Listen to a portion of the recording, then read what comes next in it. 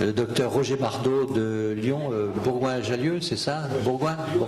Voilà, Lyon et Bourgoin, voilà. Quel traitement pour l'instabilité fémoro-patellaire? Quel suspense? Alors, Roger est chirurgien à Lyon, il est le président de LSKS, qui est la Lyon Knee School, qui est l'école française, qui est le socle des travaux mondiaux de chirurgie sur la rotule. Et donc, depuis les journées lyonnaises de 87, tout le monde travaille sur les travaux lyonnais et n'a eu de cesse de se référer à ces travaux. Il est aussi le trésorier de notre maison mère, la Sofcote, et nous travaillons ensemble sur la rotule depuis plus de 20 ans. Et il va nous parler maintenant du traitement chirurgical. Maintenant qu'on sait quelle est l'approche clinique et radiographique, il va nous dire ce qu'on peut faire finalement pour traiter ces jeunes filles qui ont une luxation de rotule. Merci Roger. Merci beaucoup Henri, merci Franck. La charge est lourde, vous l'avez compris. D'abord une petite chose, je suis très heureux et très honoré d'être avec vous. Je reconnais dans les gens qui participent à cette réunion un certain nombre de personnes qui sont orthopédistes ou qui ne le sont pas, certains de mes maîtres qui sont là, et c'est un honneur pour moi d'être ici, et ça souligne le caractère de transmission qui est nécessaire dans notre métier, des plus jeunes dont je ne suis plus aux plus âgés dont vous n'êtes pas non plus, mais en tout cas voilà. Alors, une petite image qui m'a toujours étonné. Vous avez un genou là, vu à 20 semaines de grossesse chez une femme. L'embryon est à 20 semaines et vous voyez que le genou est formé. C'est un truc assez incroyable. La forme du genou est déjà acquise à 20 semaines. Et ça c'est important parce que la forme elle est acquise en fonction de différents facteurs. Et là, je reviens sur 2-3 notions qui vont vous aider ensuite à mieux comprendre à la fois le traitement et la façon dont on prend en charge ces patients. Il y a des forces de compression de la rotule qui vont creuser la trochlée. Et vous comprenez que si la rotule n'est pas en face du fémur, on va avoir des forces de creusement qui vont décentrer probablement un peu les choses. Et puis, il y a un axe de l'appareil extenseur qui n'est pas tout à fait identique pour tout le monde et quelquefois pas très logique. Il y a un quadriceps en haut qui est en relation avec la hanche, vous le savez, et un tendon rotulien qui est en relation avec la TTA. Et les deux sont souvent pas parfaitement alignés, ce qui fait qu'assez naturellement, l'élastique prend un peu la corde et quand les patients plient le genou, il y a une tendance assez naturelle à ce que la rotule puisse sortir. Alors qu'est-ce qu'on fait quand on a une luxation fémoro-patellaire objective? On vous l'a dit, on fait un bilan d'instabilité rotulienne. Et c'est ce bilan-là qui va nous mener à un raisonnement. Et finalement, c'est pas très compliqué puisque c'est assez logique parce que ça repose sur des choses extrêmement pratiques.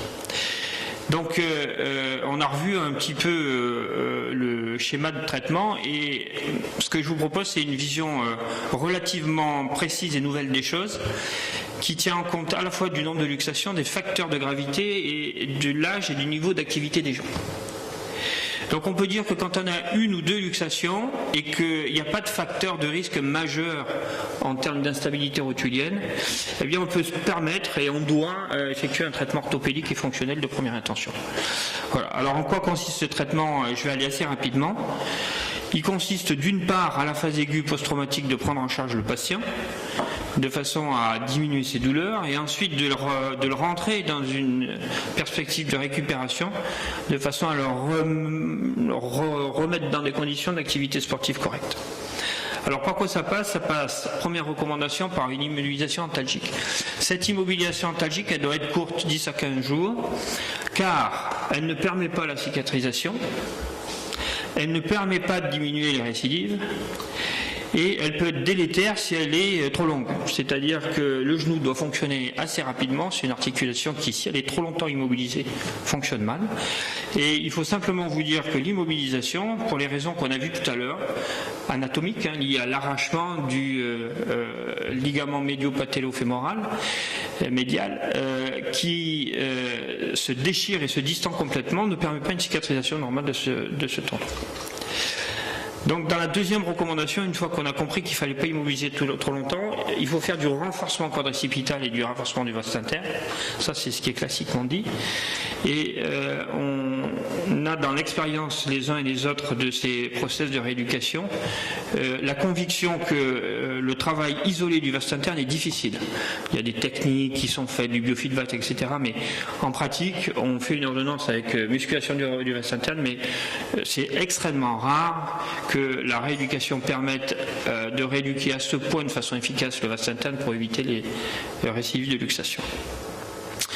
Ensuite, la troisième recommandation, c'est la correction des troubles posturaux et notamment des positions au niveau du pied et des positions du genou, avec un renforcement des adducteurs rotateurs externes de hanche et un renforcement des muscles intrinsèques du pied qui interviennent dans la statique globale et qui, en raison de l'absence d'alignement du quadriceps et du tendon rotulien, peuvent jouer un rôle important dans l'instabilité de la rotule. Ensuite, on fait des étirements, parce qu'on comprend très bien aussi que, compte tenu de cette petite angulation et cette absence d'alignement, au plus c'est raide, au plus ça va avoir tendance à vouloir sortir, et on fait de la reprogrammation musculaire. Voilà. En gros, vous faites tout ça, et la dernière recommandation, c'est de dire que si, après avoir traité les patients de cette façon-là, ils récidivent leur luxation, ou si pour des raisons de douleur ou d'inefficience à la reprise des activités du sport, ils ne sont pas capables de revenir à un bon niveau, et bien à ce moment-là peut se poser la question de savoir s'il faut les opérer. Donc la prise en charge chirurgicale, finalement, c'est quand et comment, hein, c'est quand est-ce qu'on fait et comment on fait. Alors, je reprends le petit schéma que je vous avais fait. On part du principe où, d'une part, il y a un échec du traitement conservateur. Donc, vous l'avez compris, ça peut être, c'est une indication de traitement chirurgical. Et ensuite, si on reprend le bilan d'instabilité rotulienne, eh bien, on se dit que s'il y a plus de 2 luxations, ou si on a des facteurs de risque majeurs, à ce moment-là, si on cumule ces choses-là, eh bien, il y a à l'évidence un traitement chirurgical qui est indiqué. Donc, le traitement chirurgical, c'est échec du traitement conservateur, c'est une luxation avec 2 ou 3 facteurs majeurs d'instabilité, et si il y a plus de 2 luxations, c'est donc le traitement chirurgical. Alors le menu à la carte, on a entendu parler, on aime bien manger à Lyon, mais c'est pas uniquement parce qu'on aime bien manger à Lyon qu'on fait un menu à la carte. Le menu à la carte, il est très important parce qu'en fait, vous voyez qu'à partir du bilan d'instabilité rotulienne qui a été fait, on fait un petit tableau, on aime bien faire ce tableau-là, dans lequel on met les différents facteurs de risque majeurs, et là je n'ai mis, et vous verrez par la suite qu'il y a d'autres facteurs qu'on peut étudier, mais que les facteurs les plus importants. Et ensuite, on regarde s'ils sont normaux ou pas normaux, et on regarde en face de chaque facteur le geste qui pourrait être fait pour régler le problème lié à cette anomalie. Alors le fait est de dire, on l'a souligné sur les communication d'AFAN, que pendant assez longtemps on n'a pas tenu compte suffisamment bien du rôle que pouvait avoir le MPFL. Certains nous l'avaient déjà un peu souligné. Vincent Chassin fait des parties, on va le voir, des premiers à l'avoir souligné. Nous à Lyon on a Fitian qui est venu des États-Unis, et c'est à partir du moment où Fitian est venu qu'on a compris l'importance du MPFL, et on était très facteur osseux et pas tellement tendinomusculaire. Donc vous voyez ce qui se passe sur une luxation de rotule. Vous avez la luxation qui se fait. Évidemment, la partie interne lâche, ça ne peut pas faire autrement. Elle lâche soit avec un fragment osseux, comme vous le voyez sur la diapositive du milieu, ici, soit le NPFL se distend et se lâche, comme vous le voyez ici. Donc en fait, l'idée c'est de dire que maintenant, on ne fait plus de traitement d'instabilité rotulienne sans reconstruire le MPFL. Alors comment est-ce qu'on le reconstruit? Il y a plusieurs techniques qui peuvent être utilisées, qui dépendent du type de greffe qu'on utilise. Vous voyez qu'il y a un certain nombre de choses qu'on peut utiliser, et on va y revenir. Et puis ça dépend aussi, à part de la greffe, c'est comment on la fixe sur le fémur et sur le tibia. Donc par volonté de simplifier un peu les choses, je vous propose qu'on étudie fixation molle et fixation rigide, et qu'on voit un peu comment on peut faire. Donc la fixation molle, c'est quoi? C'est on met quelque chose qui a priori est un tendon qu'on prélève sur le genou entre 2 points mous.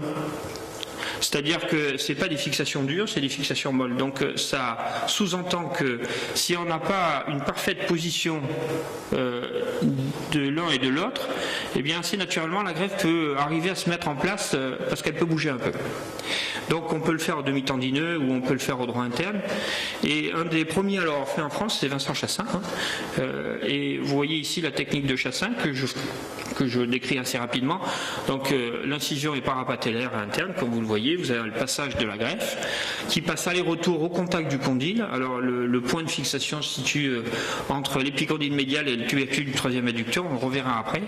Et ensuite on remonte en sous-cutané et on vient fixer, comme vous le voyez ici, la greffe à la partie antérieure et interne, à la partie interne et antérieure du genou, de façon à reconstruire comme cela. Donc vous voyez, on a pris un tendon qu'on a passé dessous, qu'on est venu passer au niveau de l'épicondyle médial, remonter ici, et on suture le tout ici. Donc c'est tout du tissu mou, ça. Voilà. Ensuite, on peut, et ça a été développé par des fixations rigides. Donc fixation rigide ou fixation, que ce soit fémorale ou patellaire. Alors, voilà un exemple ici de fixation. Donc, vous voyez que la rotule est ici, une voie parapatellaire interne. On a fixé deux fragments d'un demi-tendineux ici sur la rotule. Donc il y a une fixation rotulaire première.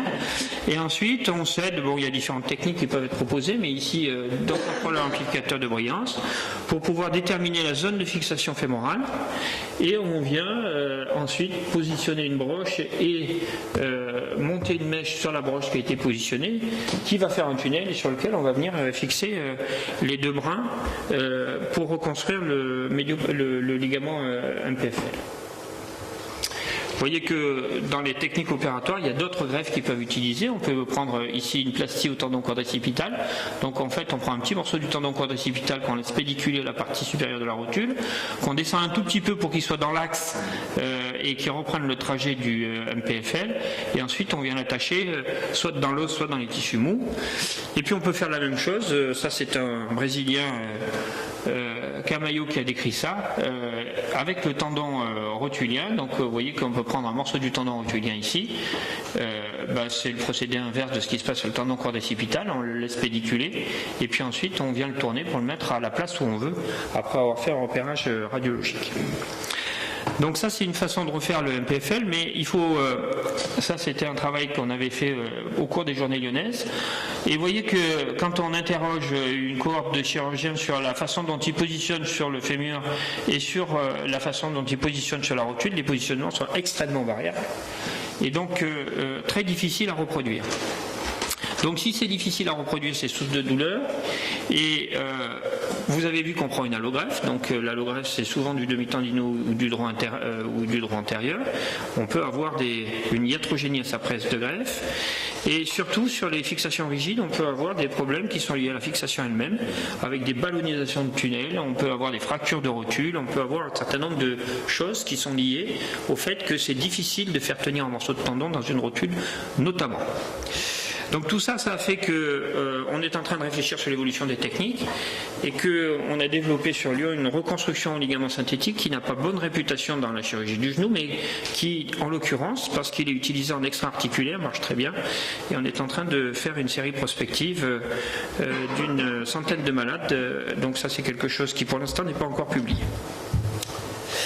Donc ensuite, une fois qu'on a vu le problème du MPFL, il y a le problème de la hauteur patellaire et de la TAGT. Alors, qu'est-ce que ça introduit comme notion?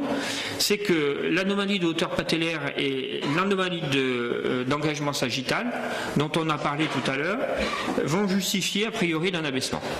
Comment on mesure et comment on analyse l'abaissement à faire? Eh bien, par un index de Caton Deschamps, vous vous rappelez de cette fameuse radio, où on mesure le rapport AT sur AP ici. Alors évidemment, au plus AT est long, au plus par rapport à AP, au plus la rotule est haut située. Donc vous voyez ici par exemple l'exemple d'une rotule haute, mais vous voyez que cette rotule est certes haute, mais que finalement une grande partie de la rotule est en face de la trochlée. Donc ça veut dire que ça ne suffit pas, parce que de temps en temps les rotules sont de hauteur normale, mais ne sont pas du tout dans la trochlée. Et donc c'est la raison pour laquelle on a développé un index d'engagement sagittal.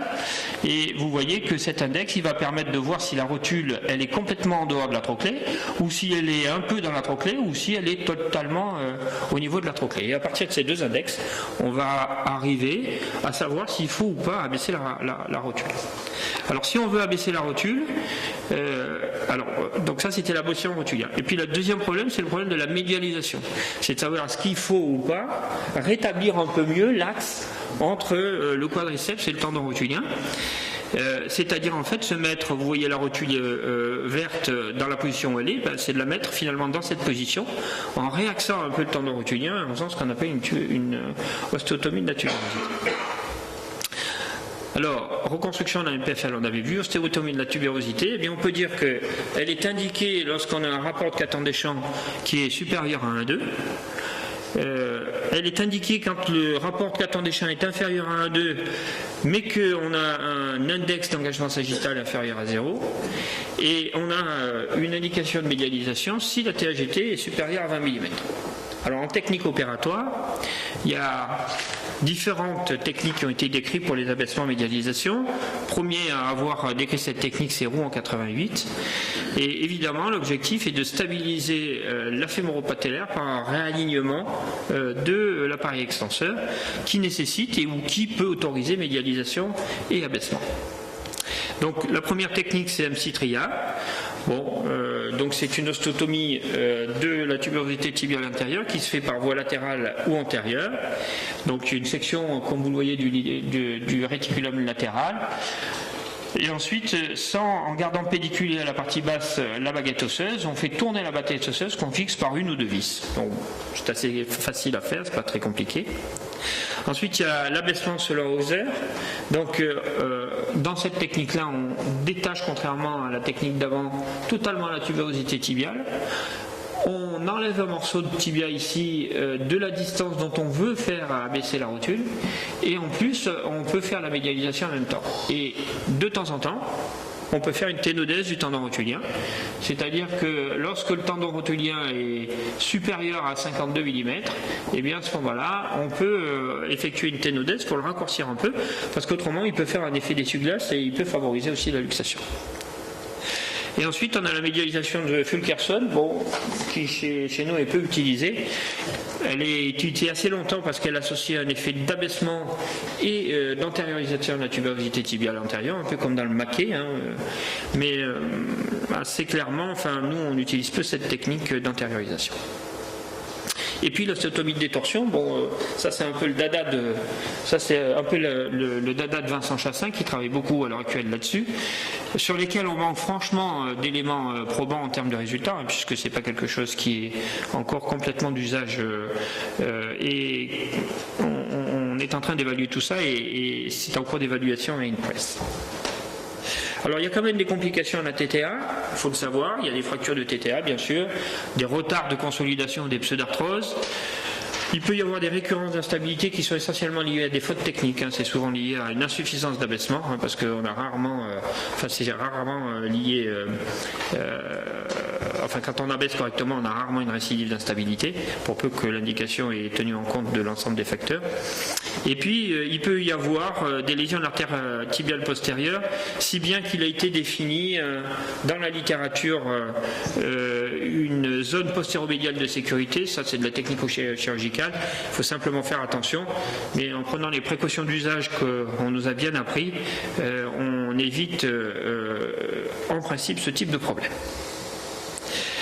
Et puis, toujours dans le menu à la carte, on continue à étudier les anomalies. Il y a la dysplasie de la trochlée dont on vous a parlé pas mal. Je ne vous reparle pas des différents stades dont on vous a déjà parlé. Et simplement pour dire que, quand on a un grade A, on ne fait pas de geste sur la trochlée. Et ensuite se pose la question de la trachéoplastie, surtout dans les grades B et D, et quelquefois dans les grades C, parce que quelquefois ces grades C sont difficiles à traiter. En tout cas, pas de trochéoplastie dans les grades A. Alors, en quoi consiste la trochéoplastie ? Finalement, ça va être soit de creuser, soit de remonter, en tout cas de faire en sorte qu'on fasse en sorte que la rotule puisse plus facilement coulisser dans une gouttière à la partie antérieure du fémur, et ça permet de restaurer finalement la stabilité de la patella en début de flexion. Alors, il y a plein de techniques différentes. Assez rapidement, on peut dire qu'il y a des techniques dites de relèvement, c'est-à-dire qu'on fait dans ce cas-là une voie d'abord latérale, elle est choisie pour les dysplasies de type A et C, elle n'est jamais isolée, et une fois qu'on fait l'ostéotomie, on vient mettre un petit greffon. Donc vous voyez ici comment ça se passe, on fait l'ostéotomie, c'est la première diapo, la deuxième, on met un greffon, et puis on a comme ça une trochlée qui est plus croisée. Ensuite, il y a la résection de Goutallier qui réduit la saillie pathologique. La saillie, c'est le fait que la trochlée soit déportée en avant. Ensuite, il y a le creusement de l'os sous-chondral par la méthode de Bayreuther, et je vais parler un peu plus de la technique de 2 jours, puisque c'est celle que nous avons appris à l'école lyonnaise, qui consiste à creuser sous la trochlée à distance suffisamment importante du cartilage pour ne pas faire de nécrose, et ensuite de redonner par impaction et par vissage une forme de trochlée plus adaptée à recevoir la rotule. Alors, vous voyez ici comment ça se passe. Je vous prends ça. Ici, vous voyez qu'il y a un gros bump, c'est-à-dire que la trochlée, elle est même pas plate, elle est même convexe ici. Donc, vous voyez qu'on fait un petit dessin sur la trochlée et que ensuite on vient creuser sous la trochlée de chaque côté et on vient couper au milieu. Et puis là, vous voyez qu'on a mis des petites vis pour pouvoir recreuser la trochlée et faire quelque chose qui permette à la rotule d'être mieux stabilisée. Donc ce qu'il faut retenir de ce creusement trochléen, c'est qu'il n'est jamais isolé, il est toujours associé à d'autres gestes. Et les gestes les plus souvent réalisés, c'est l'ostéotomie de la TTA et toujours bien sûr la reconstruction du MPFL. Alors juste à titre un peu de synthèse et très rapide, c'est fini ? Non mais... Non, il n'y a pas de souci, je peux aller plus vite. Non, mais je vais passer très vite. Donc là, je vous avais montré un petit cas clinique simplement pour vous montrer ici et répéter les choses. Donc là, vous voyez le signe du croisement, ça c'est intéressant. Ici, vous voyez l'arrachement osseux sur le versant latéral de la rotule. Et ici, vous voyez la présence d'un corps étranger intra-articulaire. Donc ça, c'est un homme qui avait une sensation d'instabilité. Bon, il s'agit à l'évidence, vous l'avez compris, d'une instabilité rotulienne. On lui fait faire d'autres examens, le scanner, et c'est là où, d'un point de vue pratique, vous voyez, on sort sur le scanner un certain nombre d'éléments. La TAGT, donc tout est bien noté, et vous voyez qu'on a une TAGT à 22, donc supérieure à 20 pathologique, une grosse bascule quadracipitale, donc c'est rotulienne, je veux dire, très importante, un index A1, et puis une rotule de type B. Donc vous voyez qu'il y a 3 facteurs majeurs d'instabilité rotulienne, donc ce patient direct à la chirurgie. Voilà, ça c'est ce qu'ont montré les examens et le traitement, facteur majeur. Donc premièrement, on a enlevé les corps étrangers puisqu'il avait corps étranger intra-articulaire. Il avait un gros corps étranger lié à l'arrachement du versant externe de la rotule, donc qui a été refixé. Et ensuite, on a utilisé l'ensemble des méthodes pour stabiliser son genou. Donc c'est assez rare d'avoir des cas aussi lourds. La trochloplastie, la transposition de la tuberosité tibiale antérieure avec un effet d'abaissement, et la reconstruction du MPFL qui, dans ce cas-là, avait été synthétique. Voilà, donc le traitement chirurgical semble plus efficace que le traitement conservateur, c'est sûr. Il y a des rôles de facteurs anatomiques prédisposants dans la récidive et il faut les connaître, et vous l'avez compris. Et ce qu'on peut dire, c'est que quand on traite ces patients, eh bien, la luxation latérale de la patella après une prise en charge chirurgicale, elle permet de retrouver un genou stable, une marche normale, pas de gonflement, pas d'accrochage, pas de blocage, et une pratique en principe assez facile des escaliers. Les patients restent gênés dans l'accroupissement, dans la position à genoux et dans la pratique des activités de sport.